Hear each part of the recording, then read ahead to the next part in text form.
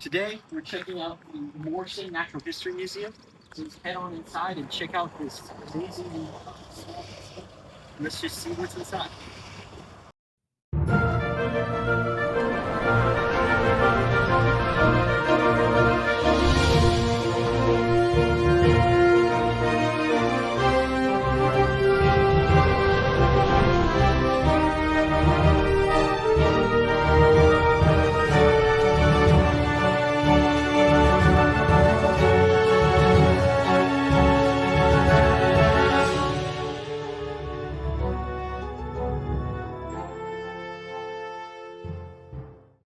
Hey guys, welcome back to the Prehistoric Life Podcast. I'm your host, Eric Crawford, and we have a special guest here at the Morrison Museum of Natural Science. Yeah. Would you like to introduce yourself? Hi, I'm Sarah. I'm the deputy director at the museum here.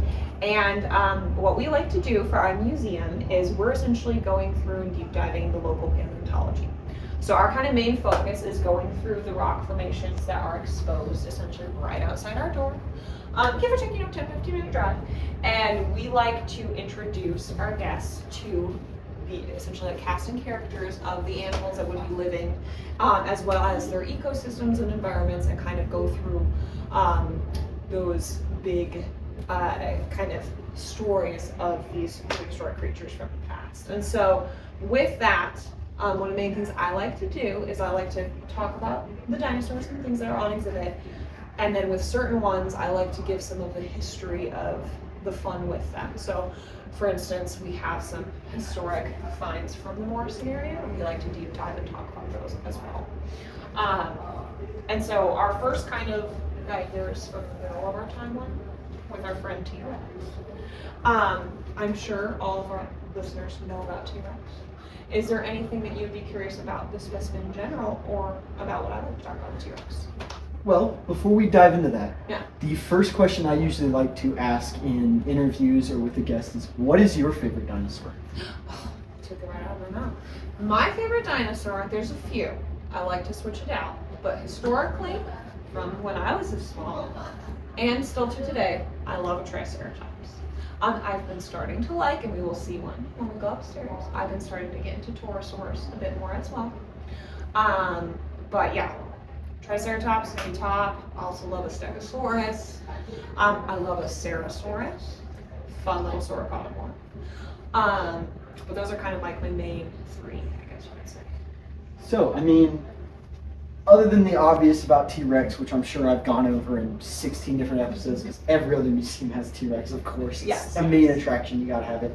What can you tell me about this specific specimen? Yeah, so this is going to be Stan the T-Rex you potentially talked about, or maybe not. This is one of, back in, I want to say it was the 70s or 80s. This is one of the kind of very big and complete T-Rex that were found, including Sue. It was very similar timeline. I think very similar area as well. I'd say I think very close to each other. Yeah. And so he was a very, very famous dinosaur for the time. Now he lives in Africa, if my memory serves, his actual bones. And yeah, this is one of our favorite things to talk about because T-Rex has so many things that you can talk about with him. We love to talk about those teeth and kind of that process of always like losing and regrowing the teeth. And then with that, we also like to talk about the very first fossil of a T-Rex. Do you know where the very first fossil of a T-Rex was found? My heart's telling me Montana, but my mind's telling me Colorado. I was gonna say, so the very first T-Rex, from my understanding, that they called Tyrannosaurus Rex, I believe was in Montana. But the very first fossil of the T-Rex was technically in Colorado. It was 1874. It was over on Table Mountain in Golden area. And it was a kid that found it. Found this dinosaur tooth, and he went and took it to Arthur Lakes, who was a geologist and I believe a teacher or professor at the now Colorado School of Mines in Golden. And he gave it to Arthur Lakes. From my understanding, there was already a connection with Yale where O.C. Marsh was working. And so this tooth got mailed off to Connecticut and put in a drawer. And from my understanding, it wasn't until the early 2000s that somebody opened that drawer and went, this is a T-Rex tooth. This was 1874 in Golden, Colorado. Obviously, it's not as big and beautiful as Stan, I think our most complete T-Rex from Colorado, if my memory serves, is from the 90s, and it was, I believe it's in the Denver Museum collection. It was like a leg and head of a T-Rex that was found in somebody's backyard in Littleton. So we know they're around, but we don't get anything as beautiful as Stan.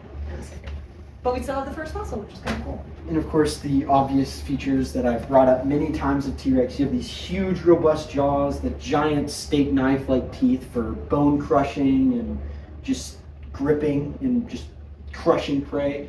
You have the I can't say it for some reason. Is it scleral? So I've heard scleral and sclerotic rings. I can't even I speak do not to know that. which one is preferred by paleontologists. I could not tell you, but I've heard both scleral and sclerotic. The eye ring, that thing. Yeah, ring of bone and eye. Helps it with night vision or better binocular vision, if I'm not mistaken, because predators tend to have binocular vision, so they can see straight a lot better than peripheral vision. Preys tend to have peripheral vision, so they can see their surroundings to protect from predators. So this is a beautiful example of that. Yeah, and from our curio, I've heard it's like, he thinks because of where the bones are sitting, it's essentially helping with the rods and cones. And that would have to be somebody who knows more about what all of that stuff does for eyes and how that Sure, there's a varies, paper for something how that could work for dinosaurs. Then, move right over to my personal favorite dinosaur, Allosaurus. Yes, and now we've jumped to our Jurassic Morrison. So for Allosaurus, we do have evidence of Allosaurus from right over on Dinosaur Ridge, as I'm sure you've heard about. But essentially, these guys are going to be our main predator for our Jurassic Morrison formation. And so we like to feature him. What is your favorite thing about Allosaurus? So for me, it holds a special place because of the Ballad of Big Al documentary, and that's what really brought me into paleo. So it just holds a special place in my heart. Also, it's just the crest and the method of the jaw use just fascinates me. Yeah.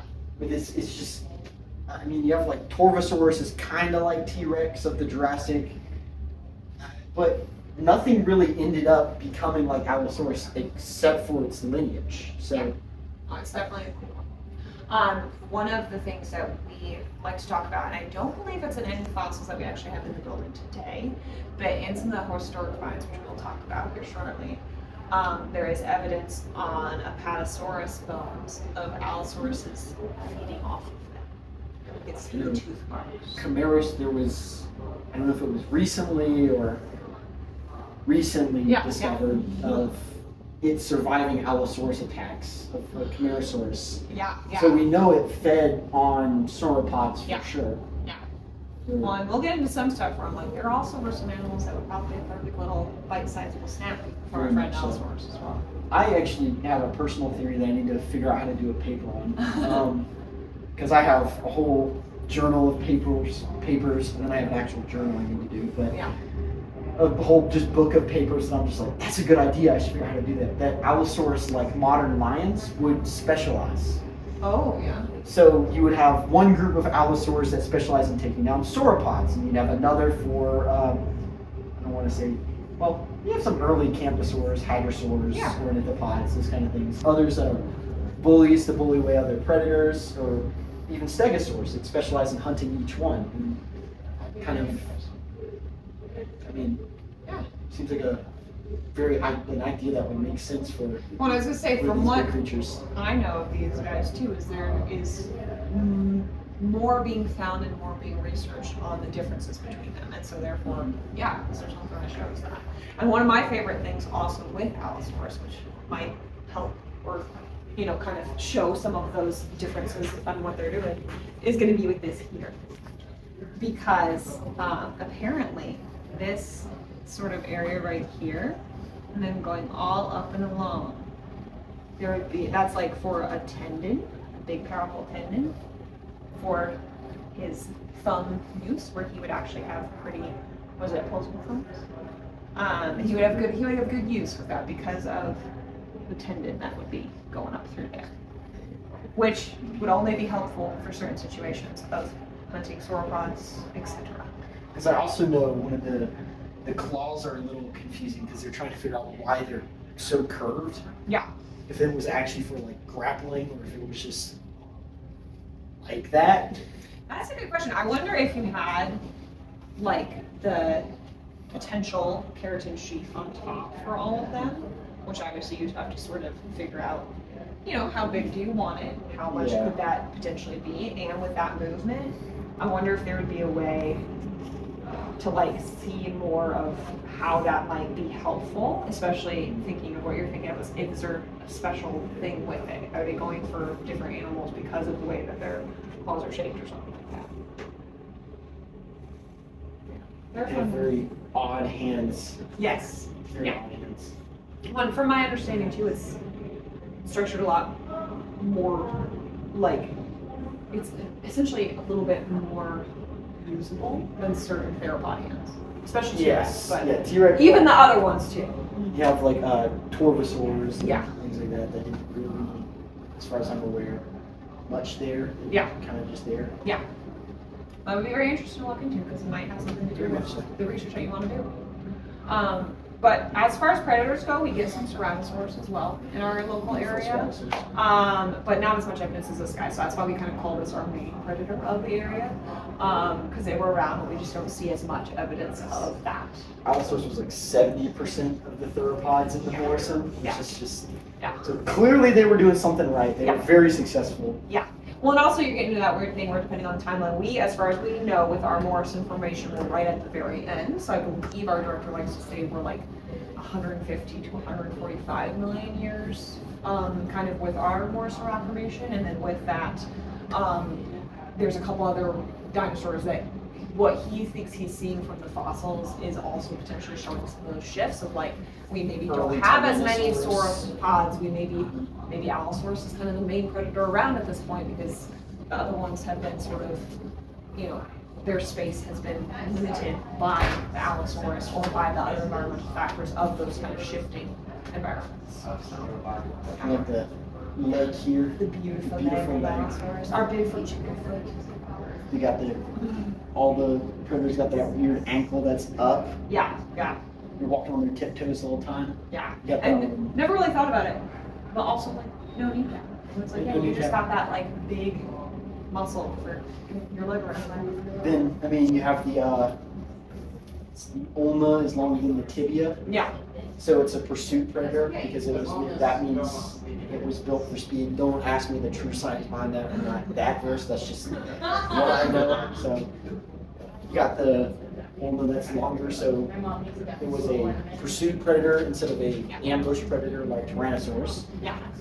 Then I guess we can come over here to this. Yeah. For our Jurassic Morrison, we have our not Allosaurus. We have our friend Paleontology. And this is where we get into some fun history. Do you know much about the history of the Morrison in Morrison, Colorado?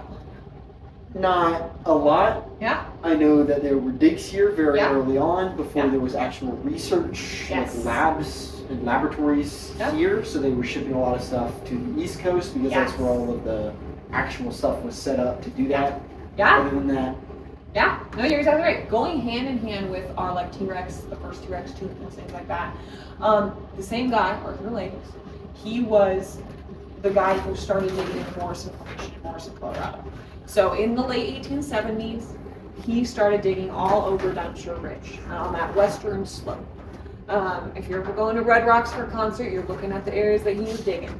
But essentially what was cool was because it was so early on in fossil digs out here in the West, you're finding stuff that nobody has found before. Exactly. So this is where even the T-Rex tooth were technically we have the first T-Rex tooth because it's like you're finding things that no one has ever seen. So we get the very first fossils of Paleontology. These are some of the first actual bones dug up. So what's cool is these were dug up 150 years ago from approximately 150 million years ago in their age. And so we've got an arm of our friend Apatosaurus. What's kind of fun with this and what we try to do when we have guests come through is this is some of the start of our like we're really getting hands on. Obviously, you can do it with our T-Rex, sticking your head in his mouth, looking at his teeth. But it's one of those cool things too, where it's like a lot of kids have never like touched a fossil. And one of those kind of funny things as you're learning and growing as a little paleontologist is a lot of the stuff is the research grade cats, which are so very important and so useful. They let you have fragile Yes. fossils. Yes, that exactly. actually, Yeah. This falls, it's like, oh, that sucks, but you're Yeah. also like, Yeah. you get a new one. But it's not always the option where you can come up and you can touch a dinosaur. And because these are nice, big, really sturdy Apatosaurus, with bones, You we have let to the put in kids. some work to break Yes, it. we let the kids come up. We let them do their gentle touches to kind of get the feel of what you're actually going to find in the field, and to talk about the history element of it, where it's like so much of it was started way early on in like kind of the dinosaurs for America paleontology boom. If you know of the Bone Wars, I don't know if you ever Bone discussed Wars, that. I was like, yes. this is kind of some of that stuff where it's like we're getting into those Bone Wars times. Martian coat. Yes. So Marsh was the guy who identified quite a lot of the fossils from here in Morrison. A lot of them were shipped out to him on the East Coast. And he was the one who was going through, and he was making these identifications of these Apatosaurus, and then of one of my favorite dinosaurs, our friend Stegosaurus. Look at the Stegosaurus. Really cool Stegosaurus. Yes. So, behind the glass in this case here, we have the very first Stegosaurus. What was fun for the very first Stegosaurus, we've talked about how we have this kind of river environment in this hot, dry plain of our Jurassic Morrison. And so with these rivers, we have those tumbled bones. And with the Stegosaurus, we don't get a lot of Stegosaurus for the very first Stegosaurus. We get a bunch of little broken pieces. You get the broken bone pieces, not articulation. Yeah. And something we kind of mentioned with our sauropods, or we'll mention with our sauropods, is that idea of they have maybe a more aquatic environment, there was maybe a more swampy, more water. And so that was the thought way early on. And for this then, as Marsh was trying to identify these guys, he was like, we have more water, we have more aquatic environment. I think we're looking at a turtle. And then it was kind of like he had to go through that process, find another stegosaur skeleton, which was, I believe, in Garden Park, Colorado. And then they were like, oh, just kidding, this is Stegosaurus. This is the very first Stegosaurus. This turtle's looking really, Yeah, exactly. And so, this is our Colorado State fossil. So this is a very special one for us. And so we've got some of the original fossils from our state fossil right here in the building. beautiful Stegosaurus. Is there anything you like about Stegosaurus? I mean, they're just really unique, especially in the structure of their body. Because it looks, the way their body is organized, it looks like it's supposed to be four legs at all times, yet they totally could rear up because they have those weirdly short front legs. Yeah.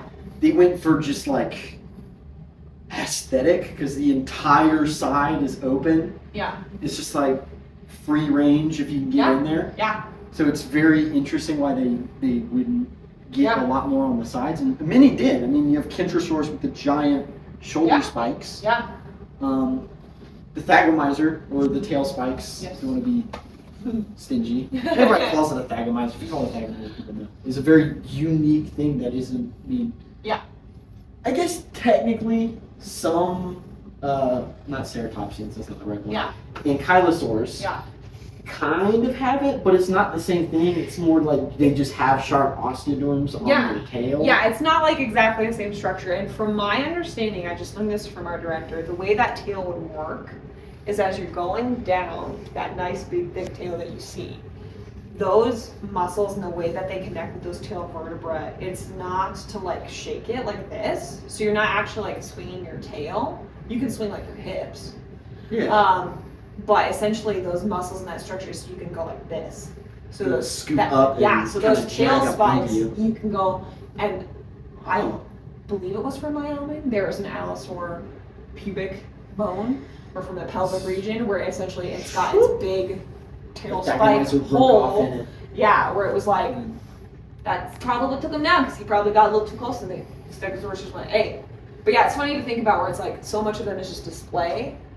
And then a part of you is like, would the Allosaurus even try, or had they seen enough pokes that they were like, you know what, go for it. Unless you're like a tiny little Stegosaurus. Yeah, and then it's just like, as dark as it is to say, it's like Yeah. picking a puppy. You're like, Yeah, snack it's size. a free meal. Yeah, just grab that guy up. But one of the cool things, so we get bones of Stegosaurus, and then more recently, when about, I think it was like 23 years ago or so, from Dinosaur Ridge and us. We worked together to get a bunch of boulders that were kind of sitting on that roadside area over here to protect them and dig through them, as we see in our lab. And we also found some tracks. And because we have these bones that we can kind of connect enough data, what we see from this is we see our weird little stegosaurus toes. Very weird. They have those Yes. big thumbs on Yeah. their front, on the front feet, Yeah, which is very interesting. yeah. And they essentially have these weird and yeah, thumbs is a great way to think of it, because when we think of thumbs, we think of the more It's like just like stubby little chunky off to the things. side. And they've got these little stubby toes. And so we can see in certain tracks where it's we see for their back foot, we see the 3 stubby toes, where it's you're not going to see that in Camptosaurus, Sauropod, and Allosaurus. It's not the structure you get for those feet. You're it's a stego. It's got to be a stego.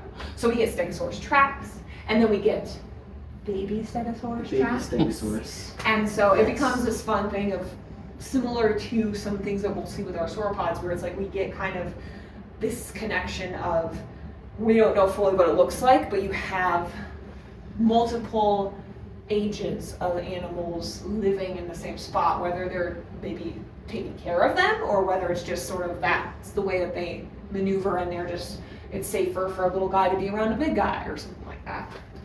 Or maybe, I think one of the thoughts back in the day was too, maybe you have some sort of nesting area or something like that too. There's a lot of ways that you could essentially read this, and depending on the data that you have, that will be kind of where you might not be able to confirm any of those theories, but there's a lot of fun ideas with it, which is a fun thing to think about them as more of a living creature as opposed to just big dinosaur fossils. This model is it. Yeah. And I know this is a very interesting thing with the stegosaurus, because it was thought to also rear and run on its phalanx like the sauropods. So one of the things which apparently I've heard that there are certain paleontologists that, I think besides the theropods, maybe the duckbill dinosaurs, I don't recall, they don't necessarily think of them as doing this as much, or kind of how that movement works. There's a lot of different thoughts from paleontologists. Stegosaurus is such a weird one, because it looks like in the way it's built, it not being able to do that almost makes less sense. Yeah. It's weird. Similar to your Paleosaur, where we kind of were looking at that, where it's you got these smaller arms. It's not going to be as hard to pick that up. Yeah. Because you got these huge thighs. And depending on how you need to move it, you probably can move up pretty easily. And the young ones, again, possibly like the sauropods, they would have obviously weighed less than the adults, so it would have been easier for them because they can move their body better. But I mean, there's actually, I've mentioned this in the interview with Aaron at Dinosaur Ridge. It's another paper I want to write because I'm backlogged on stuff, of course. Is that stegosaurs probably wouldn't have used those tail spikes against each other during mating, or if they have to compete for mating, just because that most of the time killing blows is not what is gone for. Yeah. So stabbing your opponent doesn't really seem like the thing they would do. So my theory is that they would rear and kind of clamp onto each other and wrestle. Do that lizard thing? Isn't that lizards that do the they'd grab each other and wrestle and try to shove each other's over and use those big thumb spikes to kind of gouge at each other to see if they can knock each other over. I mean, it's just a theory. Yeah. If somebody can help prove that, shoot me an email, please. Let me know the fossils. But yeah, one thing you think of it too, where it's you also have these big plates where I'm maybe it's even more of thinking of your ungulates, where you've got deer and elk and stuff, where it's hey, maybe you have the biggest, best plates, and depending on how your plates present, you can blend in better. Where it's oh, I'm just there. I think it's the elks where some of the younger male elk will kind of blend in with the ladies, and they're I'm just here, I'm just another lady elk, and then the big top dog elk is not even worried about them. He's whatever, but they're still doing their kind of dinosaur mating thing that they need to do. Of course, there are instances where it's okay, maybe this bull and this bull each have these giant spikes in there. Yeah. Whatever, pushing the blood up into them and showing them off in display to try to scare the other off, and neither of them moved. Well, then what then? Yeah. The two moose with the giant antlers, they might shake them at each other, but if neither leave, they're going to headbutt. So, I mean, I don't see. Makes you think. We need to go back. is that called like intrasexual selection? Yeah, Or I think fight so. or something. Like that, yeah. It's like it's kind of bound to happen between species like this, where they would have those kind of displays, because that's not always a viable option to scare like an opponent off. So yeah, for them, I'm like, you think about it, I'm like, I don't know if I really would. Allosaurus might be like, meh, unless it was like really big. Well, that was too big. and if it rears up and does that and starts shaking them, and when it's like, whoa, okay, I'm gonna I'll head this way. Yeah. Then Yeah. we'll come over here for this section. Yeah, I would say this is from a little bit of a different site. We just have some tracks. We have Camptosaurus, as far as we can tell, footprint, with kind of these more hadrosaur toes. And then we've got another stegosaur form, but you're kind of looking at those, trying to think, I think it's a natural cast, I believe. But you're essentially looking at that more like bottom side as opposed to the impression going in of the tracks here. One of the other fun things is to look at how close, but also very different. It's like you kind of have these very similar heads, but very different bodies, where it's like, depending on what you find, this is one of those funny things with fossils too, where it's like, there are certain things where it's like you sort of have to do a little bit more research and figure out exactly what's going on to figure out the differences between some of these guys. Probably means whatever plants in these fellows were eating was abundant enough for there to be that diversity. But yeah, so these ones come from a little bit different site on the ridge, but it's still close by, and it's a little bit different. This is our environment that we think is a little bit more pond-like, so we can actually see in the rock bed it's a little bit more different material almost. It's a little less sandstone. It looks a little bit more like there's some mud and some clay involved in that geological breakdown. But then our favorite thing to do is to come over here and show off our little hatchling stegosaur track. This is our hatchling stegosaurus, based off of one of the tracks in this rock. We assume maybe about 6 pounds or so. Maybe a couple, I can't remember what he says. I want to say he says a few weeks old for that bigger one, because we also have, as I'm sure you've talked about at some point, where it's like you get these very quick growing herbivores. Yes, they shoot They up will large, be tiny and then go boom. And so our little hatchling, maybe about 6 pounds or so, we have his little track in the rock right here. She got 3 short stubby toes. And then we have some other tracks in this rock as well, but that one is my favorite because it just shows that it's like you can get some tiny little guys, itty bitty guys, and depending on what you're looking at with your fossils, sometimes those itty bitties are easier to miss.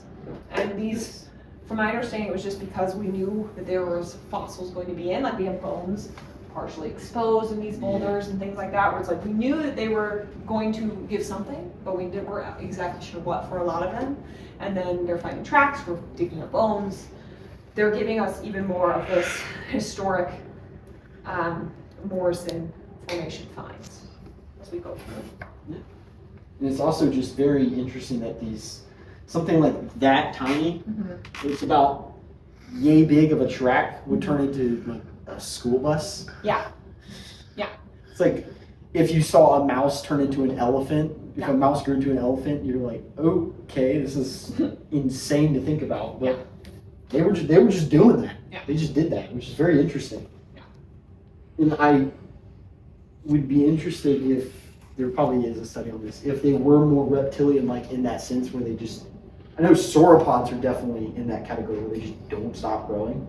They just continuously grow. That's sort of my understanding for a lot of ones I've heard about, but you're right. I'm sure somebody studied it more in depth based off the different types of dinosaurs. I'm sure it differs between types, but you also get that, and I think this happens with both your reptiles and your birds, where you also get that thing where, you have like a little duckling or a little chick that you can literally like hold in one hand, and then it's like 2 months later and it's like up here, and you've got a huge goose, and you're like, what? How did you get to be so big? Go? Yeah, exactly. Where you're like, that's a definitely huge shift. Where I think it's essentially how these guys have operated from what we've seen and can tell and what we learned from them. So here we have these awesome sauropod specimen from different sauropods from the Morrison. And as far as our fossils go, this, whether you think of it as a Paleosaurus or Brontosaurus, we would get a Paleosaurus for our sauropod fossils of that nature. We don't find any of our Diplodocus or Diplodocus, however you like to say it. And as far as we can see in our rocks here, historically, there were things found that are now in the Yale collection. So they attributed from the same area to our friend Diplodocus. I believe, if my memory serves, it was some of the first fossils of Diplodocus. But our director thinks that those have been potentially misidentified. And so he's kind of currently researching some of those things. And so with that, what's kind of cool is we essentially have, as our Diplodocid, Apatosaurus, and then we have our friend Camarasaurus. Our macular Which we love, yes, exactly. Yeah, both major groups of sauropods, Yes. Macronaria and Diplodocids or Diplodocids, whatever you want to call it. This is a very just awesome head. They have that the big nostril on the top of their head, which is just very interesting evolutionarily, and it makes sense to have that big opening since their heads are up, so the air has to go down so far. So. Yep. Well, and too, you got, and you think about this with your theropods too, like T-Rex, it's like, you got a big heavy head that you're holding to hold up. You don't want that to be tons of bone. That's going to be heavy as all get out. I also love their teeth. I do too. I love sauropod teeth. Sauropod teeth are so interesting. Well, it's funny because I was like, in the kindest way, these little pencils are like cool, but it is interesting. But I love like the spoon shape that you get with the macronarian teeth. Scoop and pull. Yeah, it's very, very versus cool. the like shearing, where they're like incisor like. Yeah.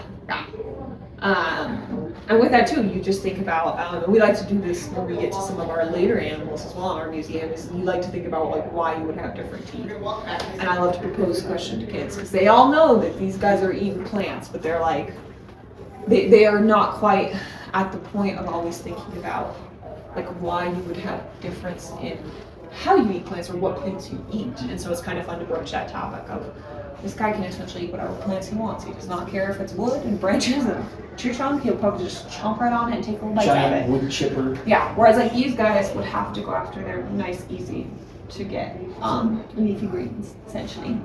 Softer ferns, aquatic plants. Yeah. Because I know that's one of the big things about Diplodocids versus Camarasaurs, where Diplodocid might have been more swampy adjacent. They thought that for a long time. I know for our area, and I'm not sure if it goes to all the Morrison formation, but I do believe in general, the thoughts were, it's a lot drier than we originally thought. And so with that, it's probably gonna be a lot more first, or like, what do we have? I think we had cycads around as well, where they could get maybe some of those leaves off that. And then, and I was getting confused, one of the needly trees was around at this time too, where it's like in theory too, they could have maybe like grabbed some of those needles off, and that would have been easy enough for them to essentially scrape off that branch and sculpt down. And probably wouldn't have to break down as much with their teeth or with their bites. And they'd be able to just kind of go forth from there. But yeah, I know that was something that there's a lot of old artwork that them being near water, with those swampy, and then Camarasaurus was just like, it's in a forest somewhere. And I know for our area locally, that's like essentially right outside the door, we think it's pretty hot and dry and flat. I'm trying to remember the term our director likes to use. I believe it's like kind of like tropical, but in that it's more like just like tropical. Yes.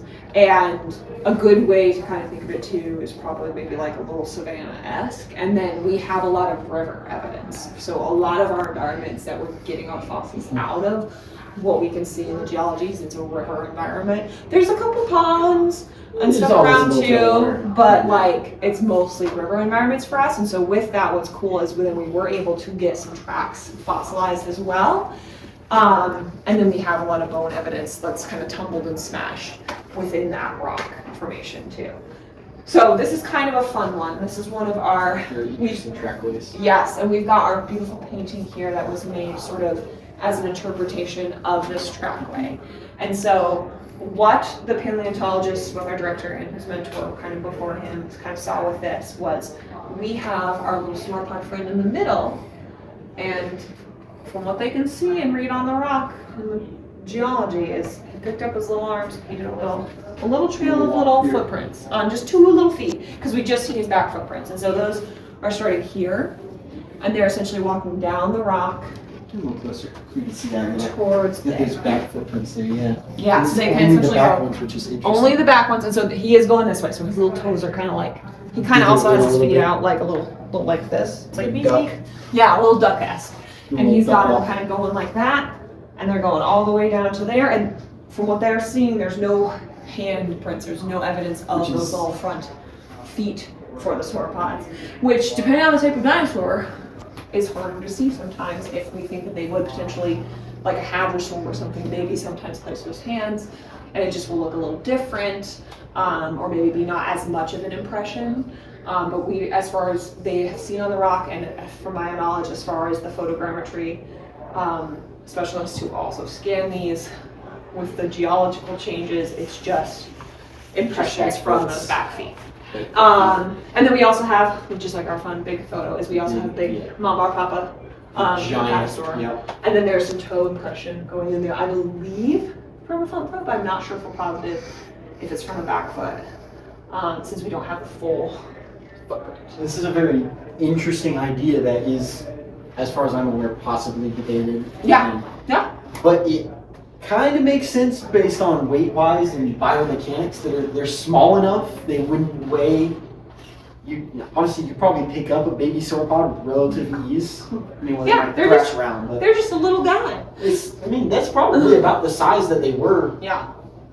Maybe that'd be like a I have a 40-pound dog. Maybe like a little 40-pound sauropod, right? You can kind of lift him up. It's not always easy, but you can pick him. I mean, the adults weren't doing that. They too much. That's way too much. Yeah. But the babies totally could have been scampering along with their back legs. If possibly you brought up like hadrosaurs, if they need more speed, maybe it's a way of getting speed faster or. One of my favorite things to think about too, and we see evidence of this throughout your dinosaurs, is in all animals, because what happens is when you're little, you have to grow into all the different parts of your body and everything, so you don't have a lot of stuff that's fused. Your muscles get a lot looser and are a lot more pliable because you're going to have to grow into a larger body. And I always make the joke when we have parents and kiddos here is like, there are so many things that a little kid can do or a toddler can do that they're so flexible and they're so like strong, they can lift their whole body weight. When you get to be an adult, you can't do a pull-up, and it just gets harder as you get bigger. So when you're little, easy peasy. When you're the size of like 3 school buses, not as easy peasy. Yes. You have this beautiful Apatosaurus foot. Yeah, so this is our kind of hind foot here, and so they have the 3 claws that would have been like exposed, and the rest of it would kind of be all covered up in that kind of big, like almost fist-like kind of footprint. Yeah. Like an elephant. Yeah. A little bit. It's not claws, exactly. Yeah, but it's not. From my understanding, the bones are not exactly the same sort of structure, but you have that essentially empty space in the back as well, where you don't have an ankle. But what we know from these guys, from the tracks and from everything we see, is they are stomping the full foot. So because there's not an ankle like for us, there has to be some sort of fatty pad or some sort of material there to mush down to stabilize. So we're just kind of missing that little back area, but it's kind of fun to see those toe claws as well. And it's Apatosaur because it's squared off, and then the new Brontosaurus is pointed. Yeah. I was gonna say that's where you get into a lot of those debates. A lot more questioning. Yeah. I'm sure we need to just look into that more and see what we find there. Well, I was gonna say one of the things that I can't speak to as well, but our director is researching a lot of sauropod stuff, and from my understanding, the ideas of the Brontosaurus, Apatosaurus, and all that stuff, like we're sometimes in our own way also on maybe a different thought process than some other paleontologists on what is what. And so we're pretty sure we have a Apatosaurus based off of something that I'll show you guys later, as we get kind of up into our collection space. But because of some of the other differences, and that's where, I'm like, it gets into stuff where I'm like, I can't even keep track of all the differences, where in theory we should have Brontosaurus here, but as far as we know, it's just Apatosaurus. We've now moved to Cretaceous, Colorado, and we have one of my favorite dinosaurs right here. Yes, definitely. It's the biggest macronaria. Yeah. Maniraptor. Yeah. This is our friend Utahraptor. Early Cretaceous. Yes, very early Cretaceous, very similar environments as far as we know, from what we can see to the dinosaurs from the Jurassic Morrison. We got like some of the geology of the ridge. that actual like hogback, you actually go from Jurassic and there's a line and you can go straight essentially into the Lytle formation for the Utahraptor. Our director wanted to set him up in kind of a fun position, a little bit not the norm. And guess what he's doing? Is he itching himself? Yeah, he's itching, he's preening himself. I now realize, I was like, I don't remember if for the Utahraptor that they have found, or the Utahraptors, I can't remember how many there are, or if there's just the one.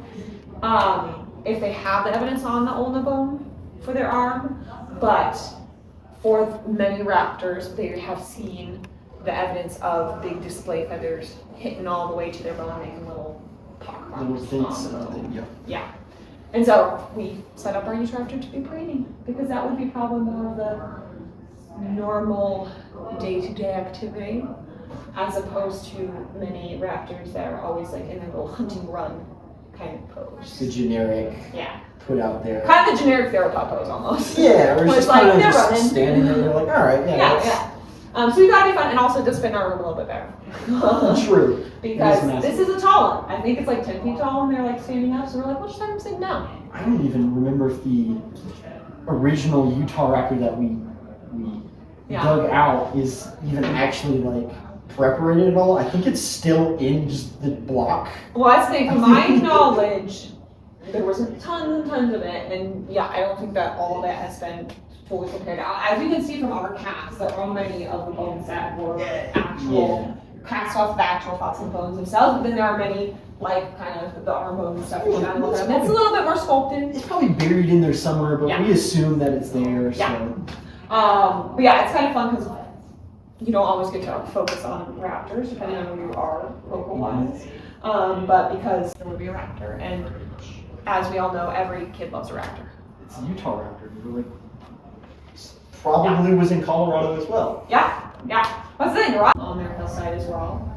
But we're still looking for bones, so we'll get there eventually, hopefully. This is a very unique way of displaying it, because you were talking about how you just have that generic theropod pose, but it's also like, this shows like action, which adds more life to it than just like, here it is. You're like, oh, here's it doing something. It's actually acting. You can, not now, but it was doing something. It moved everything. One of the things that our director and curator and our museum really has tried to do, which sometimes makes our updates and new dinosaurs take more time, and I shouldn't say just dinosaurs, our new fossils take more time to be put out on the floor, is we really try, one, because of our spatial issue, but we try to maybe like rethink what the guest is going to see, where it's like we want them to see that movement. We want them to maybe think about something that they're not going to think about just at any old museum, because especially when you are like small, you sort of have to figure out what's going to make you a little different than kind of the normal big museum that you kind of have your science fossil hall, but then you also have space and you have rocks and you have all the natural history, and we're focusing on that local paleontologist. We try and make it a little bit more able to be curious about it. That's part of our mission. Personality. Yes, where it's like, it's gonna make you think, it's gonna make you ask the questions. Every kid likes to be like, well, he's eating that, and then they realize it's his arm, and then like he's biting his arm, and then the kids will giggle and they're like, he can't be doing that, like I'm not gonna eat my own arm, like what is he doing? It makes them think. So it's kind of cool. Reach the other arm across and Yeah. Well, that's the thing too. You gotta think about where it's like, okay, how are they gonna like make those things happen?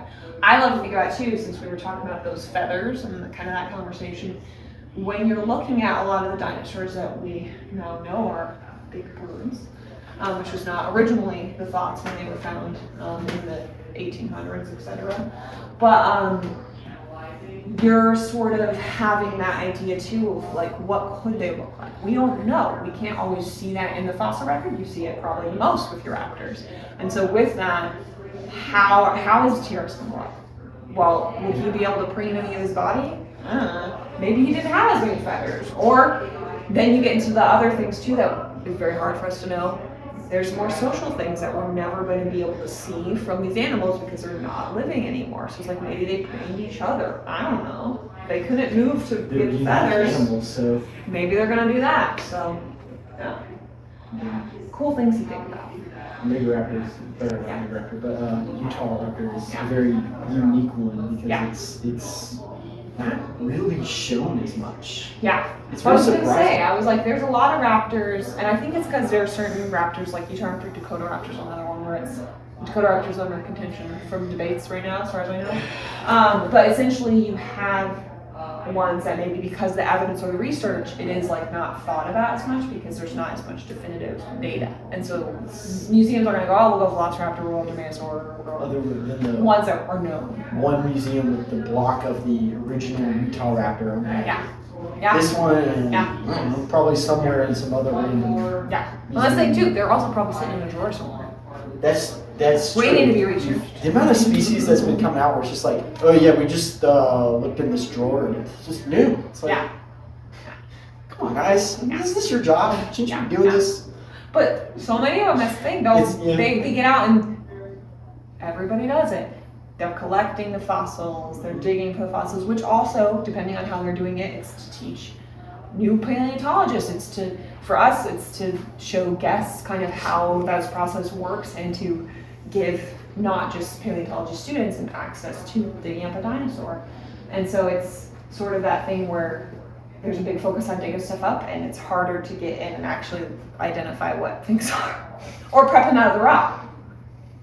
So I Based mean, on the work. while we're just standing here, what Yeah. brought you into paleontology? Why paleontology? Very good question. Funnily enough, I was never planning to do dinosaur things. I was doing history and museum studies, focusing with collections management. And this museum, being a small museum, had a need for more focus on their collections and kind of going through and making a catalog or making an actual accessioned collection, because a lot of small museums, they have the stuff, they have it in the building, but the people working have to focus so much more on just general admin, on focusing on guests, on other more day-to-day projects. And so I got started through the collection and collections management, and then it kind of just went off from there in a beautiful trajectory. Always liked dinosaurs, but I will say it was mostly Land Before Time and Jurassic Park, as many of us got started. And then it's been kind of cool because I did not do as much science as I was doing history. It's been very cool to sort of reopen science for myself, because that was never something I really got into, any biology, anatomy, anything like that. So it's been cool to kind of learn more of that again, since I haven't done it since like high school. You learn the academics from getting into it without the academics. Yeah, yeah.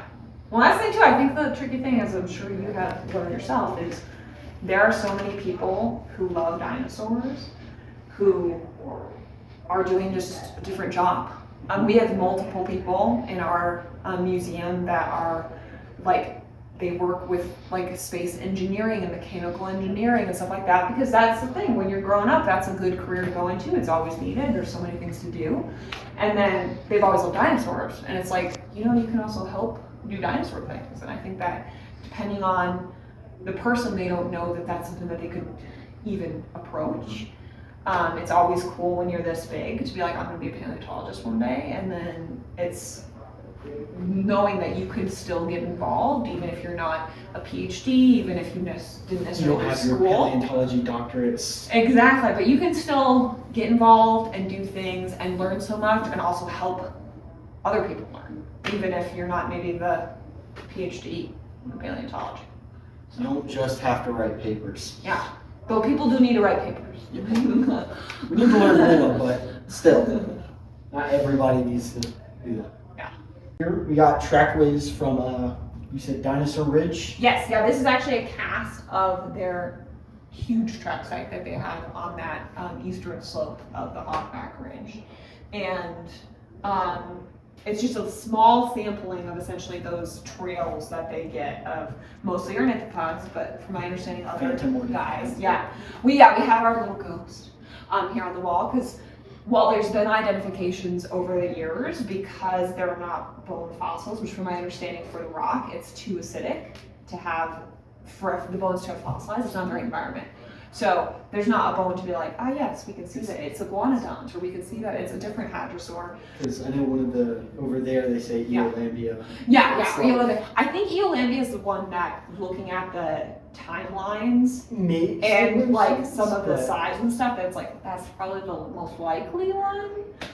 Hey, could be a completely new, just right off there. Yeah. Well, that's a tricky thing too. When you have the hadrosaur, they all look so similar. With their feet, especially, I should say. They don't always look similar. Some of them have very different features, like the iguanodon with his fun little toes. So this is essentially a cast of what they have on the ridge of that like beach sort of environment, because what we're going to do now is we're going to branch off from the ridge. So we go deeper into some of the stuff that Dinosaur Ridge has, some fossils that they help kind of like protect and look after, but it gets into more later Cretaceous things, whereas like the hogback itself, sort of mostly these fossils end up being further away from that ridge. And if you want to see more about this, I did a whole episode on Dinosaur Ridge. Just go watch that one and you'll get the actual close-up there. But we'll come down here and look at these beauties. Yes, wonderful little mosasaurs. So this one here, this is our Cladastes. We have them set up so you can kind of see some of that motion that we would get, because at this point, this is where Colorado is essentially underwater. We end up being fully underwater from the Western Interior Seaway as we get later into the Cretaceous. And so we get tiny little mosasaurs, but then we also would get, and this is one of everybody's favorites, huge mosasaurs. Giant ones. Yeah, so this is Sophie the Tyrannosaurus. She is a specimen from Texas. And very recently, I want to say it was just a couple weeks ago, but I can't even remember. I feel like now, actually, I feel like it's maybe like a month ago now. I think it was like a couple of, 1 or 2 months. Yeah. I did an episode on it very recently. Yeah. But essentially, I guess you can refer to that episode if you'd like to hear more. We have our friend Tyrannosaurus. So we have another T-Rex. What's fun is our T-Rex that we saw previously in our tour used to be upstairs in this Cretaceous exhibit. So we just switched the T-Rex to the T-Rex. This one was downstairs. But what I like to focus on with our mosasaurs is I like to compare them to their modern day counterparts. Because a lot of times, especially when you are a small paleontologist, when you think of fossils, you only think of dinosaurs, and you kind of think of that base idea of like it's all one type of creature. And because of a lot of the ways that museums approach these guys, it's not always as clear where the differences lie from a dinosaur to a pterosaur to a mosasaur, or any other fossil critter in between. And so we like to focus on these guys. Do you happen to know their modern day counterparts for our mosasaurs? Monitor lizards or snakes? Yeah, you get your base. You argue. Yeah. Come on, you ask. Yeah. What's fun is if you look inside our mouth here, you got that pterygoid bone with teeth coming out of it. That's something. Back of the throat. Yeah, and that's something you see on your snakes today. You also see the fact that this guy's bones, while sometimes there are dinosaurs that have a little divot in their chin, it's still a full fused chin. Whereas these guys, it's not fused together. So you also get that snake wiggle waggle of fitting the food in your mouth with holding it in so you can gulp it right down. I mean, this is just massive. I can only imagine what the full thing would look like. From my understanding, and I don't know if, depending on like how long you'll be here or if you want to make your way down south, from my understanding, they have the entire cast at the Dinosaur Research Center down in Woodland Park, Colorado. That is where this cast was made, if my memory serves. But we just couldn't fit, because I believe it's 43 feet long. We couldn't fit her entire body in here. So we just have her head. Because if you can imagine, as a big snake lizard, she's mostly body. Which is impressive because this head is huge. And this head, when you think about it and look at it straight on, would have no problem gulping down pretty much any full-sized human being. She would just gulp you right down. This is truly, compared to the dinosaurs, this is the terrifying monster of the museum. This is the sea monster. Yes. The ancient sea monster. Yeah. This is the one to watch out for. But what's cool is, while we get evidence of the seaway. We don't always get like the most complete fossils. We have some mosasaur teeth. We get some other evidence in different places of the seaway. You obviously get a lot in Kansas, Texas, places like that. We see sometimes the rock formations more than we see the fossils, but it would have covered us, so we would have these guys swimming around.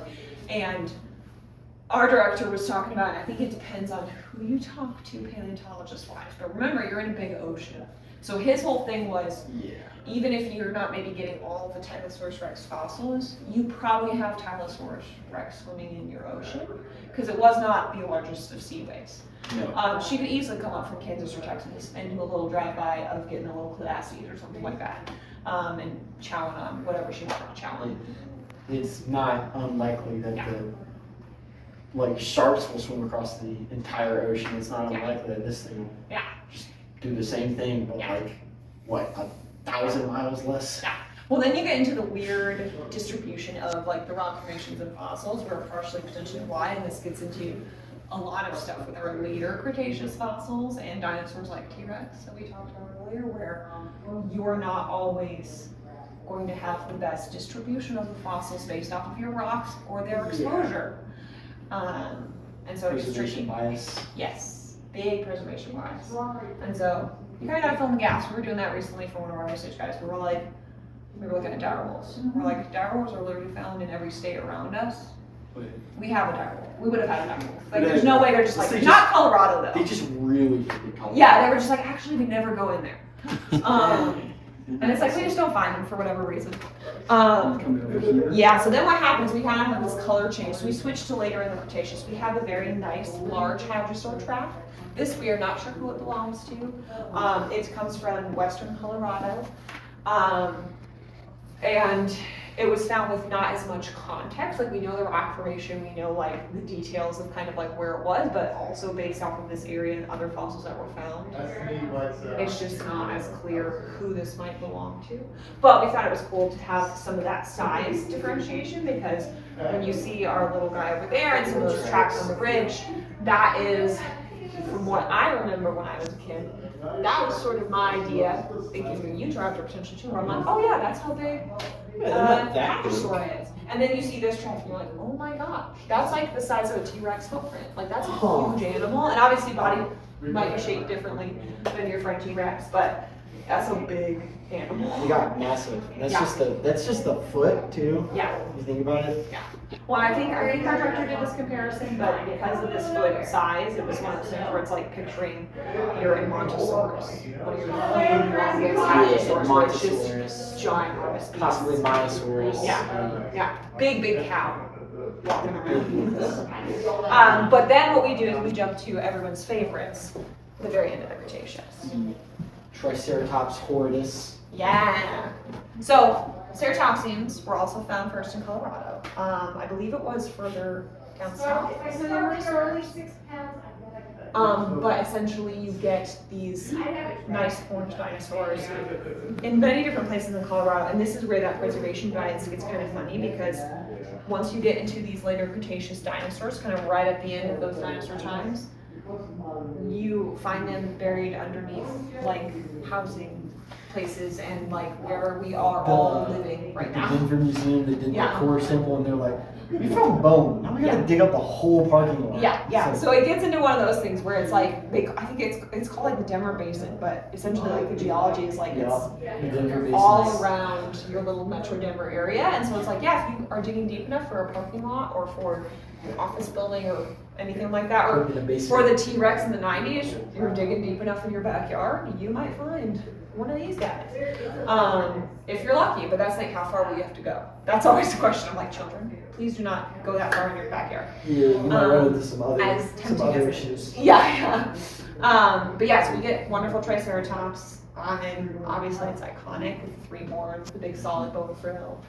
This is going to be a younger one, so not quite fully grown, but fit better in the room here for us. And I do believe this might be a Wyoming specimen, I can't remember, but this is one that would be one of our local Triceratops. Later complete skulls were found in Wyoming. And that's why I was like, I can't remember where this one's This one specifically is. Yeah.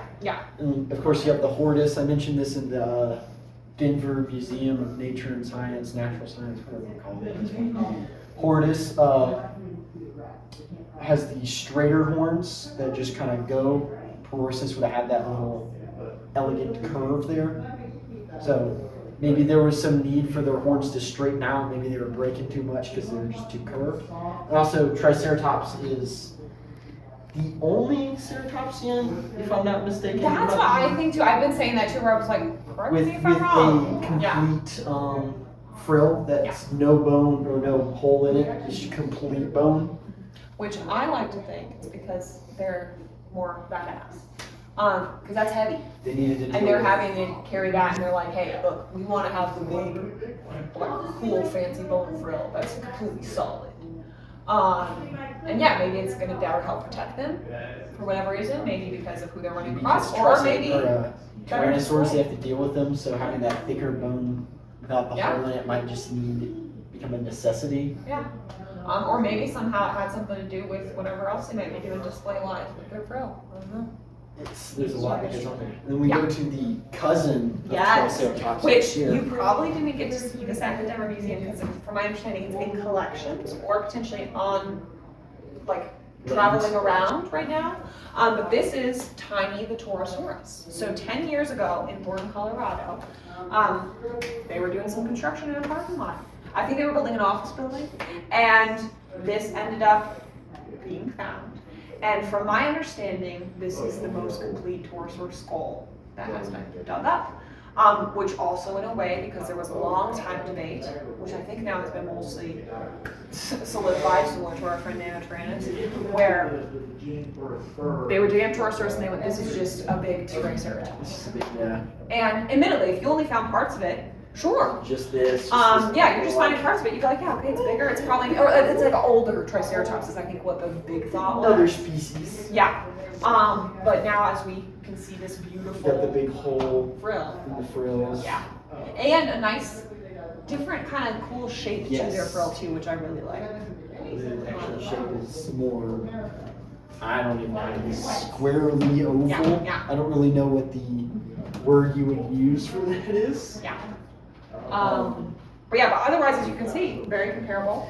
From pretty much everything we see, similar environments. From my understanding, I know this with our Wyoming environments, I'm assuming it's similar to our Denver environments, but not positive. We're in more of like, you might call maybe more of a swampy environment. There's a little bit more, obviously we're at the point where we got a lot more plant life. Palm. Yeah, we get palm fronds. So that is from down in Golden, Colorado. I believe it's off of Triceratops Trail, which is another trail run by Dinosaur Ridge, where we get a lot more Cretaceous fossils. As you remember, Golden's where we found that very first T-Rex too, so we kind of get a little bit more of that Cretaceous from the Denver Basin peeking out in Golden area, so just down the road, as we don't really see as many fossils, or see it right here in Morrison. Get a lot of Morrison. You gotta go down the road a little That's the bit. name. Yeah, exactly. And so, yeah, you kind of get that more swampy environment, and depending on where you're digging, depending on what you find, sometimes it's hard to go, what one is it? And so a lot of times it's a ceratopsian tooth. It's a ceratopsian horn. Actually, It's frill. very interested if a Torvosaurus of its time and Triceratops of its time somehow had some weird hybrid child naturally. Well, that's the thing that you gotta think about. Where Like- I love to think about the modern day animals where it's like, hey, there are plenty lighter. that can do stuff like that, Yeah. and we have seen do stuff like that. Naturally, is that a thing that could Would that happen with them? I don't know. Admittedly, what gets tricky with that too is even when you're digging in very close time periods, like we have a spot where we're digging these deltaic river environments, and our director's like, yeah, it's probably like a few hundred years. Would they even actually run into each other? Like we're in that same spot, but this guy could be there 100 years before this guy's ever there, and I don't know that we have fully cataloged out some of our fossil finds where we get plenty of ceratopsian teeth, but I'm not positive they're actually even in the same layers, and so it could be like, well, this guy's here, and maybe he kind of came in after this guy, or maybe this one was on the way out because we're at the end of the Cretaceous, and maybe there's more Triceratops running around. Who knows? I mean, it's there's a lot that goes into that. That's a possibility. There's a lot to learn too, which is cool. Before we move on, one thing I Yeah. noticed about the Triceratops is this the beautiful Yeah. like vein remnants that you would Yeah. see where it's indented and it's that orangish color that would have been the oxidized iron in the blood, because the actual blood evaporates because it's liquid, but the iron stays behind, so you get those nice, really cool patterns in the frill. And you get really nice veins on the Triceratops. And I'm assuming for many ceratopsians you would have them, it's just right where the holes are in the frill. Yeah, I guess I mean, I would actually be interested because I know, what's that? Not Walking with Dinosaurs, Prehistoric Planet maybe? Yeah, one of those. I think it might have been Walking, I don't remember. Where they showed it kind of changing the color of its frill by forcing blood into it.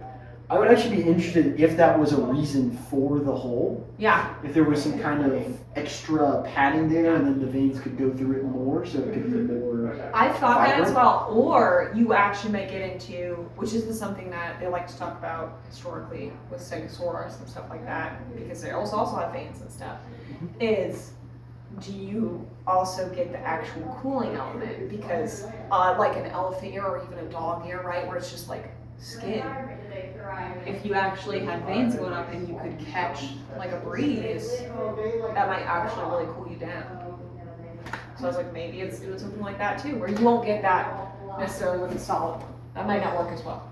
One of our staff members like to always compare it to like a kneecap, where it's like you're not really gonna get very cooled off by your knee if you expose it. You're not necessarily not gonna get a little cooling element, but not in the level that they talk about like Stegosaurus getting cooled off by those plates. It's like, well, it's bone, so maybe a little bit, but probably not in like the way of elephants. Where it's like they can really just shake their little heads around. It's like, oh, cool them down. Like, yeah. I'm sure they could do the same, shake Yeah. their head, Yeah. get a little there. Yeah. Definitely the face. The face is a good way to cool down. Yeah, yeah. Obviously. Well, that's what's cool too. Like, we'll look at it with our Triceratops. We can spin this one. That's why we're looking at it with him. For the ceratopsians, you get this occipital condyle, and then you're going to start your vertebra, where you would get a lot of potentially good movement with your head. So you can see it on Torosaurus as well, though we can't spin this one around, where it's like you might have more of ability to really move your head around, and it wouldn't be as stiff as maybe other animals. Maybe Torosaurus didn't need it, but Triceratops did. Yeah.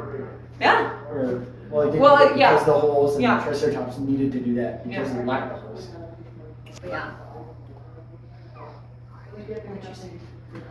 But essentially, we have moved to the Ice Age of Colorado.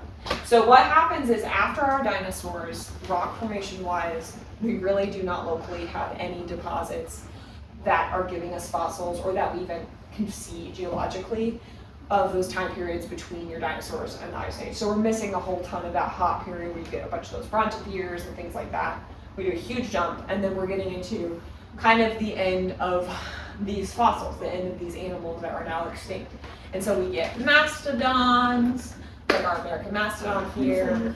We get not as much evidence, but we would, in theory, Saber-tooth have your tigers, saber-toothed smiley tigers. We got bison. Bison for sure. And then mammoths, what's funny is we have a mammoth here. This is the well-known one. This is our woolly mammoth. What we would actually get here in Colorado is the colonial mammoth. It is like double the size of your woolly mammoth. Currently, we're working on, actually with the museum that we do digs up in the late Cretaceous in Wyoming. They have a casting lab there, and we're currently working on getting a cast made of a mammoth from Lamb Spring Archaeological Preserve, which is just down the road past Chatfield Reservoir in Colorado. And so that got dug up by, well, I think it started Smithsonian Dig. It was archaeological. They were finding arrowheads and atlatl spears and stuff like that. And then they started to find fossils. And at some point, I think it was the 90s, the Denver Museum got out there and they were digging out there. Paleontologist now. And it was just like, yeah, and they were like, oh, now we're finding fossils, so let's get the paleontologists in here. And so they have a bunch of it in their collections. And what we did is we made a cast of their cast, or mold of their cast. And then we're trying to cast that mold because they've had that cast out there, I think since the 90s. I'm not positive exactly when they got that cast, but it's kind of been degraded because of the materials used. And so we made the mold so that we can make a cast for them that's going to be better materials. And then we're going to also get a cast for us here, which will be cool because then we can actually have the local mammoth in the building.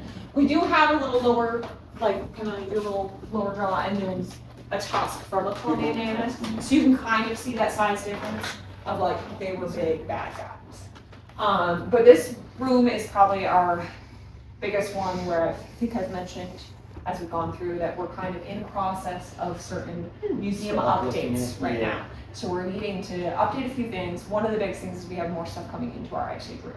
So this is definitely a work in progress, but we're kind of working towards our final update that will hopefully be within the next year or so. But then we would also get some of the fun Ice Age critters. Cave bears. Yeah, you get short-faced bear, ground sloth, giant ground sloth, you get the North American lion.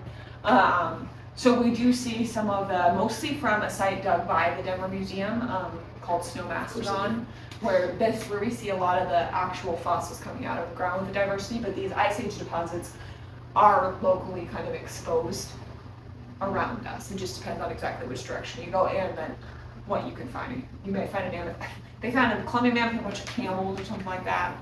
They were not necessarily finding any of these guys, but They'll find like a the tooth time of one, period match. and then Yeah, they're yeah. This gets very concerning. Yeah. Because it's like, all right. Yeah, but we like to kind of cover that full spread because that's another thing too. We were Could kind have of been talking. there, so. Yeah, it could have been there, and similar to the mosasaurs and stuff like that, where it's like a lot of times kids associate it all together. So we do like to kind of chat about what is actually different with that.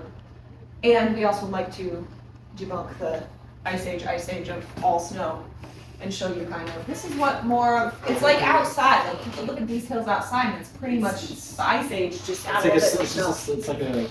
It's cooler. It's just like a little cooler. Yeah. Maybe 10 degrees cooler, and you're just like. Because I will say, Right. not being a science kid when I was growing up, I did not understand that it was not all covered in ice. I thought it was all ice all the time. Ice Age, snowball Earth. You're like, Yeah. Isn't everything frozen? Why is there an ocean? Why are there megalodons? Yeah. This is Yeah. this big whale. Exactly. So it's kind of cool to like to discuss that more as we have people go through the museum. And then we're going to kind of move on to the lab. Welcome to the Morrison Natural History Museum Research Lab. So what we've got here is we've kind of got our main project. Our main project will be a project for many years. Probably long after we're all dead. Because this is digging through the Morrison Formation. Our Morrison Formation, from the exposures that we get and some of the material that we have collected, is like the sidewalk concrete. It is so dense. It's sandstone, so in theory, you should be able to you can feel the grainy grit of the sandstone, but it does not really do the sandstone thing of yes, now I have sand. It likes to fight you a little bit more. So yes, very compacted. It's some of the most densely compacted, from my understanding, of the Morrison Formation and just in general of fossiliferous rock formations that you can find, which is like, oh, we're so lucky. But what's cool is that is where they have historically found so many different dinosaurs for the first time. And then what we're kind of doing is sort of continuing that work. So our director, something that he has done is he's sort of deep diving these local, from Dinosaur Ridge, fossil areas that they started digging in the 1800s. And he's essentially going through and revisiting the fossils that they collected, looking at those IDs, kind of like I mentioned with our friend Diplodocus. And then also we're trying to get a better idea of this ecosystem. So historically, paleontologists were like, let's find the bones, let's dig them up. A lot of big dinosaur bones, awesome, that's what we want. There wasn't necessarily, depending on where you were at, as much folks of re-going through what you found, or sometimes too, going through some of the material that you might have found a big femur that you want to take out, but also what might be around that femur. Are there any smaller fossils? Are there any microfossils? And so what we have done is we're kind of going through and we're looking at these smaller fossils as well. So we get lots of tiny little microfossils that we try and collect as well. A lot of them, it's bone fragment, it's tooth fragments. It's not necessarily giving us ID. Chunky. Yes. This is. Yeah.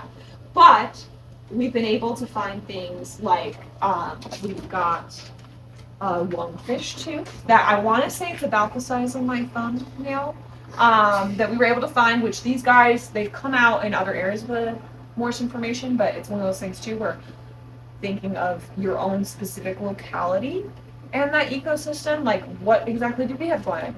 Where exactly are we? Can we confirm more of like what time we are at in the Morrison Formation, things like that. So we're trying to like get a more broader look at our ecosystem here in Morrison, Colorado. And so we've got a lungfish tooth, we found, I think it was a sphenodont, something. We've got turtle, there was a croc, a crocodilian, that I believe was historically found here. Obviously we get plenty of the sauropods, we get some allosaurus, and then one of our favorite things we will see and talk about more downstairs is we also get our friend Stegosaurus.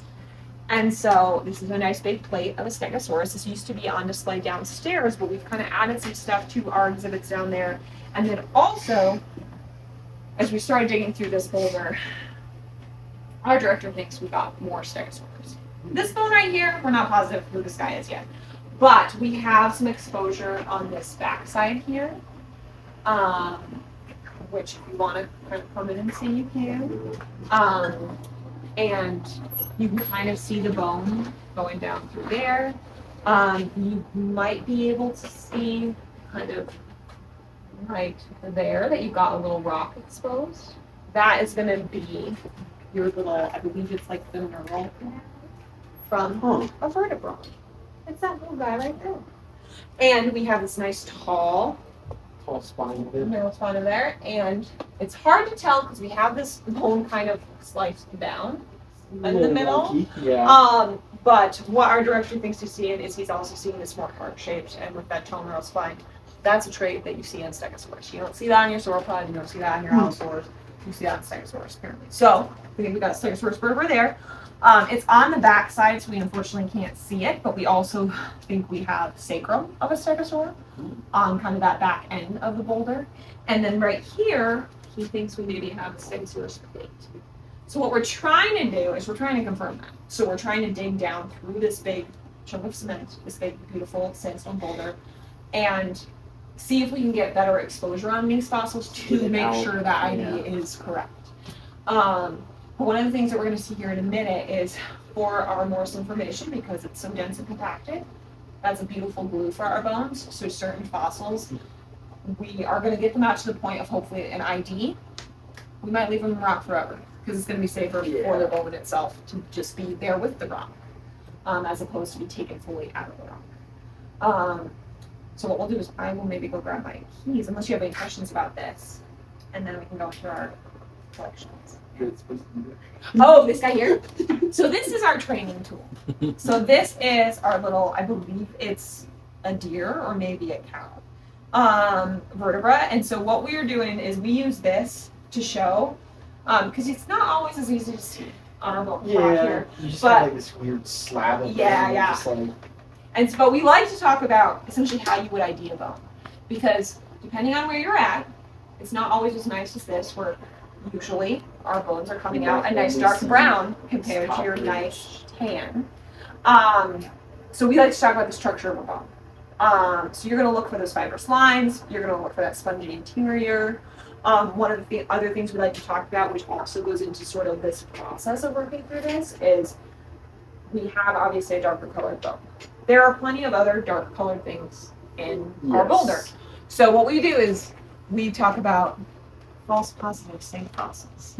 Because if you are going through and you find some dark exposure and you cannot say for sure it is a rock, it's a fossil. It might not be as beautiful as this little tooth, but you're going to call it a fossil, and you're going to take all the time in the world, maybe even a month, to treat it like a fossil and pedestal it and take it off the rock. And you're going to go into like a superpower microscope or something, and you're going to look at it and you're going to go, that was a little chunk of rock, like a microcrystalline quartz. And admittedly, we usually have a few different ways of kind of confirming that before you have to take the time for those fossils in this boulder here. But like, for instance, where we dig in Wyoming, where it's a much softer rock, and it's like we're in a microsite, so it's like teeth and bone fragments and little crocodile armor pieces.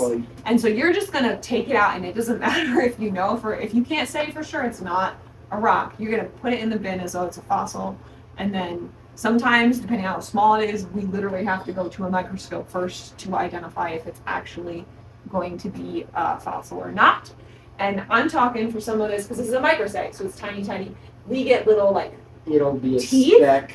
that it's like, it's not even as big as this. It's like a little speck, and that's okay, because we sweep this up. And it'll be a tiny little speck of darkness that could literally be a little chunk of rock. And you're going to put it in the tray, and we'll put it in the tray, because, yeah, it's going to be sometimes even a tiny fish tooth is one. We get a lot of tiny fish teeth. Tiny little, like, Thessaliosaur tooth. Like, tiny little guys, where it's like, because that's the thing. They're not always going to be big, bad dinosaurs, as we've seen. They're going to be little baby dinosaurs. And so we want to take that into account, because that could be a data point that could be severely understudied for a specific type of dinosaur, or could open up new research for these dinosaurs. So we kind of go through that where it's like, they say fossils. So just pretend it's a fossil if you don't know. But yeah, okay, so we have gone back into one of our collections room to look at one of our very special fossils that we have dug up from the Morrison Formation, from Quarry 5, from those fossils, from Dinosaur Ridge. And this is what we're looking at here. Any guess of what we're looking at right there? Some kind of a patasaur. Yeah, so this The is teeth there. very good.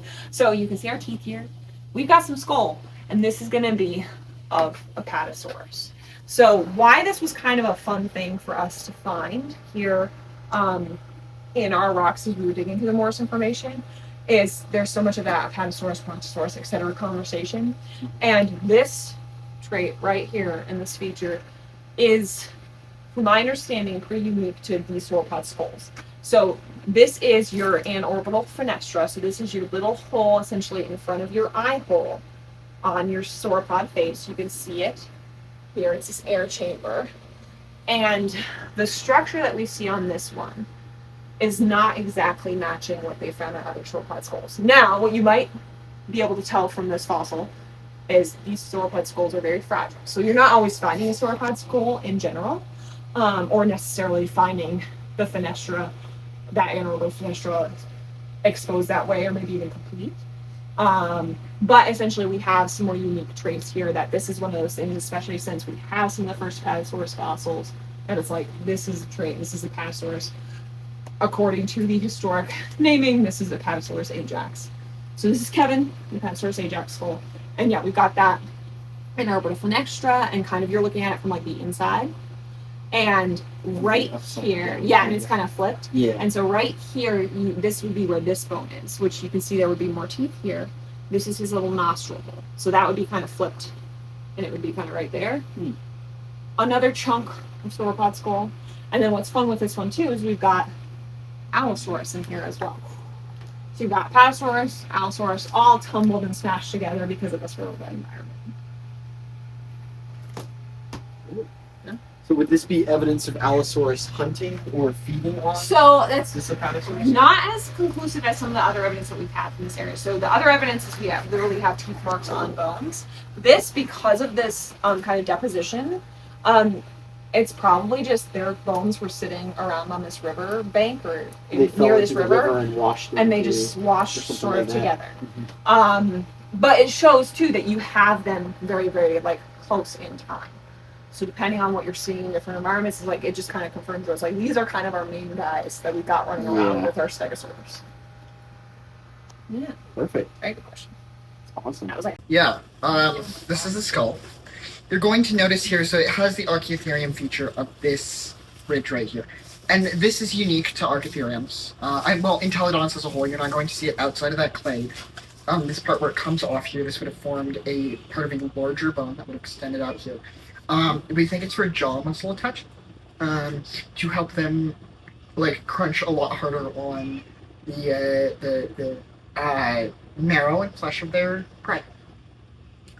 You're going to see here a lot of the teeth. You can see that the dental wear is quite extreme on this individual, which makes me think it is an adult individual and not a juvenile. You're also going to see here the teeth. So these teeth are quite small and quite sharp for what they are, because in other intelodonts that I've looked at, that I've been researching, we actually do not see such sharpness in the teeth. We expect them to be more dull and rounded, especially teeth near the front of the face. So more herbivorous. Well, they're going to be more practicing osteophagy, I do believe. Even though they are omnivorous, as evidenced by their molars. Yes. But this one is going to, it seems to be more of a smaller animal, lighter built. I'm gonna see if I can set the skull down so I can really start pointing at things. So I can't, hands full. Yeah. So what you're gonna see here is this bad side of the skull. Show the good side of the skull. What you're gonna see here is the orbit is weirdly large on this individual. We'd expect to see a sort of large ocular orbit on individuals of intelodontids in general because of their carnivory, but not ones of this size. This is unusually large. You may also notice the teeth as they go back into the head. They're more rounded than I see in a lot of other intelodontids. Again, suggesting this might be slightly more on a scavenger / more herbivorous than its larger cousins, because this is very small for an intelodont skull. Most of them we clock in at being like this big. So this is a very small individual, and because of the tooth wear pattern, I believe it to be a full adult. Do you have any questions about the skull? Could the larger orbit be attributed to some kind of night activity? Potentially, yes. For doing that at night for scavenging instead of during the day? I fully believe that could be the case, yes. Now, and one last disclaimer. Keep in mind that I'm writing the paper now. Anything I say now is subject to change and editing. Course. Yeah. And further research too. Further research, yes. See, it's gonna be a few years before this paper's out, but Of course. yeah, Sneak peek here. little sneak peek for you guys about potential future discoveries. Any other questions you might have? Not right now. All right. So, as we just went through this entire museum, Yeah. I've asked you a few questions like how did you get into paleo? What's your favorite dinosaur, of course. So, could you just tell me about your experience on how you got to specifically this museum? Yeah. So specifically this museum, it was sort of looking into where there was maybe collections need. I also did my schooling and learning on the East Coast, where there are museums in abundance. And so one of the things was I was born and raised in Colorado. My thing was I wanted to be in Colorado if possible. Of course. And so it was kind of looking around museums and figuring out what was there. It was kind of a little funny story where I had a friend whose mom was on the board of a grant, giving thing that Colorado does called SCFD, and this was pre-COVID. And so pre-COVID, what they did was they actually had people come to the panel and present what the research they were doing, why they need the funding. It was a lot of arts and cultural stuff too. So it's like, hey, what have you done? Performances wise, there's symphonies involved and things like that. And she mentioned that here at the Morrison Museum, Matthew, our director, that he would come in and he would always bring a dinosaur and he would always talk about the cool research and stuff that we're doing. And essentially with our mission, which is essentially to focus on the local paleontology in those environments, but we're also doing that through making people curious and through kind of fostering that scientific literacy of everyone, where it's we want you to be able to come and ask questions and learn. And so she kind of mentioned things that was that was clearly presented in what Matthew did at that. And so she was you should see if they have anything going on and if they have collection stuff going on. So when I came, sure enough, as a small museum, they did. And so it was just kind of how we got involved. And it's been very, very wonderful because I've been able to learn so many things about dinosaurs. I've been able to learn how you dig up fossils and learn a lot of things that you're not always going to see on even the behind the scenes of what goes into going from the field all the way to something that's on display in a museum, that's on exhibit on the floor. And so it's been really, really cool to kind of go through that full process, and it just kind of all fell into place. Because I know that's a big dream of mine, is to Yeah. personally have a museum in the community that I'm at, which is Columbia, Yeah. South Carolina. Because we have the SC State Museum, but our dinosaur section's like, Yeah. it's there, it exists, Yeah. but it's like, there's no dinosaurs over here, nobody, Yeah. it's not really something. But like, I would love to bring that to Yeah. people there so that they can have that. Because I know North Carolina has the Raleigh Natural History Museum, Atlanta has Fernbank, but it's like, right through South Carolina, it's kind of like, it's not much there. So I'd love to do that. And so like an opportunity where it's like, okay, well, this is a place where I can help out to Yeah. further that collections and do all that. It goes a long way. Yeah. Well, and something that's cool with that too, and we obviously, because we are gifted by Colorado and the different like rock plate movement and everything, where it's like we have Yes. such good exposures here that we are also doing that local focus. But what is so cool is there are so many people that are from places that don't have the dinosaurs, and they are so excited to go to the place with the dinosaurs and actually learn the deeper things, speaking to that scientific literacy point about the dinosaurs, learn how it's like not all one time period. My favorite was recently we had a dad and a kid come in, and his thing was, he was like 3 or maybe 4. And he did not like when the books were like, T-Rex is fighting a Stegosaurus, because he's like, that is It not makes no what sense. it's Yeah. going on. T-Rex is closer to the iPhone than Yeah. it is the Stegosaurus. Exactly, and he would get so like he was getting pressed sometimes where we would talk about little things like that, and this little toddler's like, no, it can't be correct, and so much of that is becoming more available to kids these days, but it's still like we're still broaching that, where there's still so many adults, kids, and everything who don't have that scientific literacy with paleontology, where it's such a beautiful thing for them to be able Yes. to understand that deeper, and so I think that's such a cool And like that's- dream to have, where it's like bring that to them, bring that curiosity. Museums are a beautiful, because being real, even as somebody who's like, I'm no expert, I'm far from an expert, but like I know enough to hold a conversation. Yeah. Even I find myself reading a paper and I'm just like, what? Sure. It's just random science mumbo jumbo half the time, and you're just Yeah. like, I can't even understand this. Yeah. And museums are a perfect way to just be like, yeah, those papers are cool, but like, in not a rude way, let me dumb it down for you while you get to actually Yeah. look at the data points too. Yeah. Well, and it's such a cool thing too, where you can have these nice conversations as well, where it's like you're gonna spark something. One of the things that we do with our museum is we're doing guided tours through. We actually just had earlier today some members come in. They've been in multiple times, and the reason they're members is they're like the They small enjoy it, museum aspect. What you get is you get a guided tour. You get somebody who's gonna have some weird tidbit of knowledge about something that they have never thought about.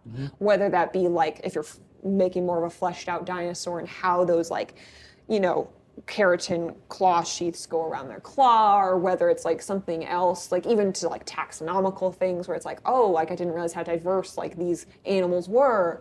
There's so much that they like are curious about that they don't even know they're curious about until you like have a little like speck that's like, what about this? And they're like, whoa. And then because you're small, or because you have the time and opportunity, it's like you can have a deeper conversation. And similar to like when you're reading those papers, you can be like, oh, there's so much more to learn. Yeah, I have no so I idea. can like read this paper where like I see this paper about like a Apatosaurus walking on its hind legs as a juvenile. I'm sitting there reading it, and it's like taxonomic word, Latin, yeah. Greek, Latin, and I'm just like, I can't even pronounce 2/3 of these words because I don't speak Latin. But then you like come here, and I'm like, oh, here's the tracks. I can actually follow along. There's no front foot. There's no well, there is a back foot, but like that lack of front foot, and then it's next to the larger one, and it's digged in a specific way. You're like, oh, that actually like makes sense now. So you can kind of connect those dots. Yeah, because it's one of those things we love reading, and we actually will frequently post. Marianne, our museum education coordinator, she will frequently post like articles, whether they're old or new, and it starts these conversations where it's like then we literally usually come out on the floor and we start like acting out, or we like use one of the dinosaurs that's close to it, where it's like we'll like visualize it, because it's so cool to have that. But frequently it's like you can get lost and it goes like whoop, and it's like you don't see it in the same way. It's one of those things where it's I don't want to say it's lost the wow factor. Yeah. Because a new paper will come out and you're like, whoa, this new study is amazing. But like, it's words on a page. Yeah.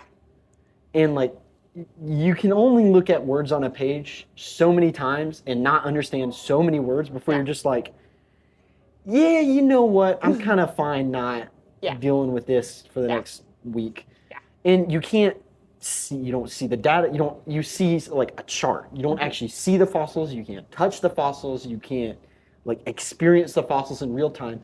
So that's why museums are so important, because they add that wow factor, and you actually get to see the fossils, the skulls, the ulnas, the pubis. You get to see all of this stuff. You get to see these claws, all kinds of things. You get to actually see them, and on the rare chance you get to touch them, you get to actually like look at them, get the actual sense of size and just grandeur of it that like just a paper can't express. Yeah. I mean, it's hard to, because you come here and you look at this thing and it's like, oh, well, what'd you think? And it's just like, it's hard to put into words what the grandeur is. Yeah. That's like, that really is the beauty of museums. And so it is cool when you can like focus in on like what also is interesting to you for it. Because obviously when you're like big museums and stuff, they can be such cool interactive exhibits and things that do the same thing, right? But there is something about the focus, and this happens a lot with history things. And that's cool. We love history. I did history. I love history. But what is like interesting is there are so many like scientific things that, because that was not my background, I had no idea like how accessible it could be for me to learn in a weird way, where it's like, I can learn about that. It's one of those things where you're also just like, I don't know about it. Yeah. And then you're kind of like, I don't really care then. Yeah. I can't go experience it, so I don't care. But then like, oh wait, I actually can go experience it. I can go learn it. I can go see it myself. Yeah. And then suddenly that like, you start to, you care about it. It's something that you're just like, oh, this is awesome. Like I can actually look at this. Yeah. It's a beautiful thing. Hopefully you get to have that dream of getting a paleo place in South Carolina. I'm going to fight my way for it with all I've got. So moving forward for the Morrison, what do you think the future of this amazing museum will look like? That is a very good question. So one of the things, especially kind of in this post-pandemic world, that we're trying to figure out and grow with is, and we've always been working towards this, but it's just one of those things, especially being a small museum, sometimes those things take longer, is our big thing is we really do want to continue with that accessibility for people. Yes. And so that goes into our dig programs, that goes into every tour that we do here. We're trying to, one of our main things that we have set for like our planning for the future is different types of programming. We're thinking of like birding and stuff like that, where it's like, different ages need different explanations. Yeah. So like we're working on, this is something that we got started with Dinosaur Ridge a long time ago. There's like junior paleontologists, which I think it's the big national parks still will do that. They'll do like junior rangers, junior paleontologists and stuff like that. And we want to bring back that for some of the little kids. We were thinking of adding in maybe programming for what we do for our training for our interpreters, our guides who take you through the museum is actually quite intensive, where we are deep diving the history, some of the science, like we're really giving you a good base for dinosaurs in a way where, as the girl who was Land Before Time in Jurassic Park, it's like you don't actually have that from a lot of stuff that you can access really easily. Yeah. And then it's papers, and then it's stuff that's like, it's hard. You get bogged down. Like if you don't know what you're looking for or what something, because it's like, I could just write the word ulna, and then somebody who doesn't know anything about biology is just like, that doesn't mean anything to me. Yeah. But if I go, oh, it's the arm bone of the left arm, it'll be on the top. Yeah. It was twisted this way. Yeah. You start to vision it, or you can do what a museum does. It's like, here's the bone. Yeah, yeah. It's like, oh, now it's like, Oh, it makes sense. Yeah, exactly. So since we're so hands-on, we're trying to like maybe bring that programming into a way where it's like anybody off the street can be essentially trained by us. And they're not necessarily volunteering. They're not necessarily going to be like going out and There's no touring contract. guides, but Yeah. you're going to learn so much that You you just come never and enjoy thought. it. Yeah. That you never thought, to the point where like you were mentioning, where it's like you kind of will leave these like small places that do these focused deep dives, and you'll be kind of like, whoa, like it'll be hard to express like what was your top thing you learned, like everything, and you're just like, whoa, I don't know, like everything was so good. So we're trying to kind of expand that, because our whole thing is like we want this to be for people, for everyone to learn, and out there for them. So we're trying to kind of work on those things, and that's through our day-to-day tours, it's through our dig programs, but we're trying to expand on that as well and make it more open. Because the other thing that, I don't know if you've ever talked about this too, that's tricky when you're in museums, is you're a part of the entertainment industry. Yeah. So you're also fighting against the Mandalorian and Grogu and like movies and Yeah. like and like Elitches, like going to the amusement park. Like you're trying to fight against those experiences as well, where it's like for a family that's traveling, what's going to be their budget? They're going to go to like the cool amusement park, or they're going to go to like, this is winter time, but they're going to go ski in Colorado or something. And it's like figuring out like, okay, we also like our thing that can be done. And so we work with Dinosaur Ridge for that. And we also, it's like one of those things where it's You're like next to Red Rocks, so you get that tourism, Yes. and then it's like, Yeah. oh, cool, dinosaurs, boom. Yes. Dinosaur Ridge, you got the Morrison, you got Denver Natural History Museum. Yeah. And it's just like boom, right there. Yeah, so we're trying to kind of expand that as well, where it's like we really want to be able to show that museums should be attended. Please come Yes. and help us, because One of we're my- really fun too. Unironically, one of the favorite things I've ever seen was somebody was like, museums should be open like as late as possible. Because if my options are bar or club, it should be museum. Yeah. It should be bar, club, museum. Yeah.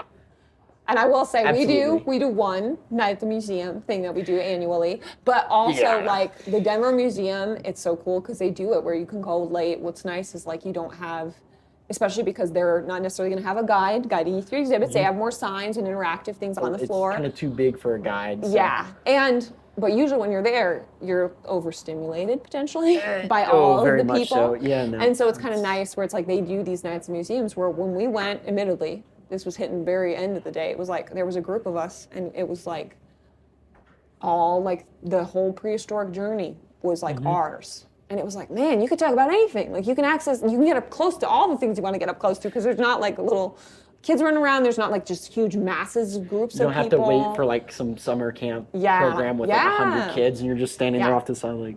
Yeah. So Give me a it's kind shot of of that. cool where it's like, you're exactly right. It was like, it's one of those things where if we can like branch out into those spaces, I think it is just super beneficial for us, because a lot of people I think are starting to be like, oh wait, maybe I should go to a museum instead. Maybe I should have that be my entertainment. On the flip side, it's also not a bad thing to get to have those big, huge Yeah. grandeur museums, because then it just makes, instead of like, okay, well, this is a museum about specifically the fauna of the prehistoric fauna of the area. You have the Denver Museum where it's just like, cool, we got like a little bit of everything. Yeah. It's just perfect for everybody. Yeah. You get school programs, you get church group, you get the youth Yeah. group, you get the summer camp programs. They'll go in there, and you just spend the day there, and you just get to explore everything. And it's like 4 floors of just hundreds of exhibits, and it's an amazing thing. Yeah. One of the cool things too, depending on your small museum, is